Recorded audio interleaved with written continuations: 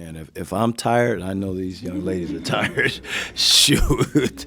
Sometimes I go home, I'm like, man, I'm tired. I'm like, man, what do they feel? How do they feel? But gutsy effort. I mean, as you can see, I mean, Riverside is a lot better than their record. They're very talented. They have an older, experienced group of young ladies who they've won a lot of games, and you can see that tonight. They're very explosive. They can make plays on the offensive end, at any point, from all over the floor. And, they played a solid game tonight. And luckily, and thankfully, we were able to pull it out. I shouldn't say luckily, but, thankfully, we were able to pull it out.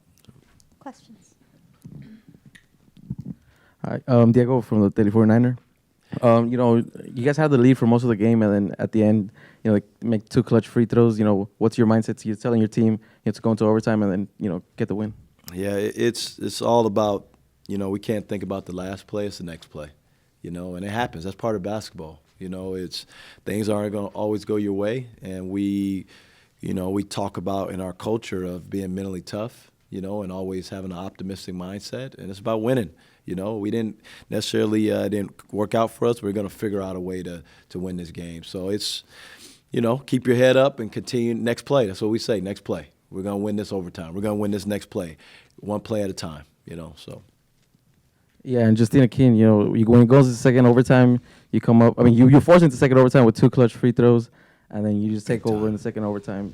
What's going through your head when you're making those free throws? They're just free throws. I mean, we practice those every single practice, every single day. So, at the end of the day, those are just regular free throws, no matter the time or the score. Got to knock them down all the time. Yeah, she's always the last when we do 2 in a row, or she's always the last person to get finished. But in games, it's automatic. She's played basketball a long time, and like she says, she's being sorry because she's done it, When it's time to make plays, she's ready to make plays, And I always get on her. Here we go. You last again, Justina, But when the lights come on, okay, those reps, right, those mental reps help, And she just locks into, we do 9 out of 12, or we do 4 in a row or 2 in a row. It's just routine, But she just takes it to another level when, things get pressure and most people, they start coming unravel. Her focus and her execution and her she's just very competitive, and she steps up, man. You can just see a different energy when it's time to make those type of plays. Everyone doesn't have that, and thankfully we have, a couple kids that, they don't mind the big moment, So that's huge for her to, but she's done it. She's done it before. This is not the first time, so.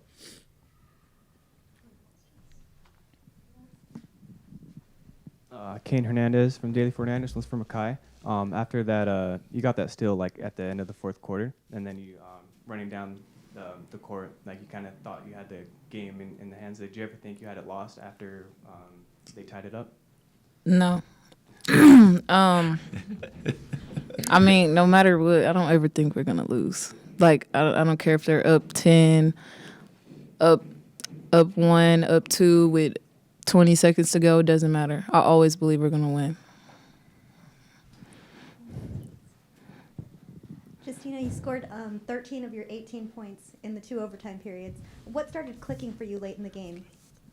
I would just say whatever my team needed, I got it done. I mean, we were kind of in the first half and throughout the whole game, we were saying in the locker room there was a cap on the rim for us.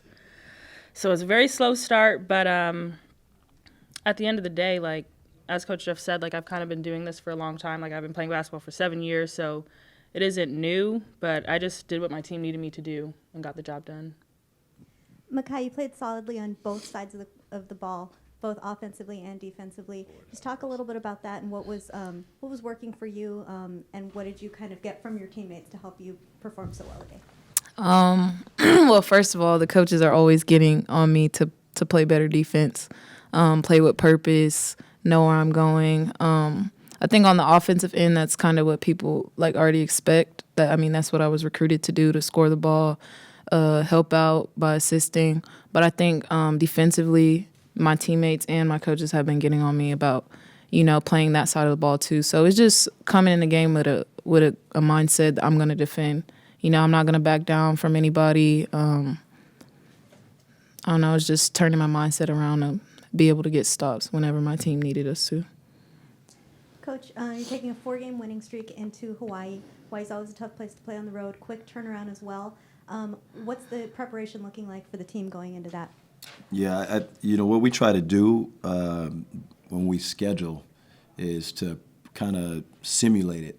So we played in 2 tournaments, and we played in 3 or 4 turnaround, 1-game turnaround. We have to travel, so it's just what we've done all year. We've prepared for this. Hawaii's a tough place to play, but for us, every place is tough to play. You go on the road and conference and across the country, it's tough to go in someone's backyard, in their home and beat them, And when we were fortunate enough to go into Irvine, it was a tough game, and we're going to have to earn every game, whether it's at home and on the road. So it's another, for us, it's a championship game. Every game's a championship game for us, and that's the mindset we're going in there with, and that's the mindset we've been going in every game with. And, we're ready for the challenge. Yeah, Coach, you had 26 points of turnovers. Was that kind of the mindset coming into this game? Did you know because you did pressure in the first throughout the whole game you were pressuring, and then you dropped into zone, and then was that the mindset that you knew Riverside was going to turn the ball over a lot? Yeah. Not necessarily turn it over, but we just wanted to dictate. We wanted to take them out of their comfort zone, make them take rush shots. They do a really good job of catching those awkward areas where they're comfortable, so we try to crowd them. What we try to do, that's what we do. I think we lead the conference in turning people over. It's pressure. Everyone thinks zone, we're going to back up and just let you shoot threes, and we play a hybrid zones, and we'll mix it up, and we want ball pressure. We want to take angles away and force you into tough spots, and it's what we do. We try to do that every night. Depending on who we play, it might not be, as effective in that way, but as long as we're taking them out of their first and second option, hopefully their first option, forcing them into their second option, a lot of times it's tough for teams or players to make that adjustment, that read. So yeah, the plan every night is to come in and apply ball pressure and try to make you take tough shots, and if we get the turnover, we'll take it. And the more we're able to turn people over, we're allowed to get in transition, and we're really good when we can get in transition. We have to finish better, but had we rebounded just decently tonight. 21 offensive board is it's unacceptable. They pounded us, Had we held them to 10, I don't know if we would have gone overtime, as well. They made plays, but,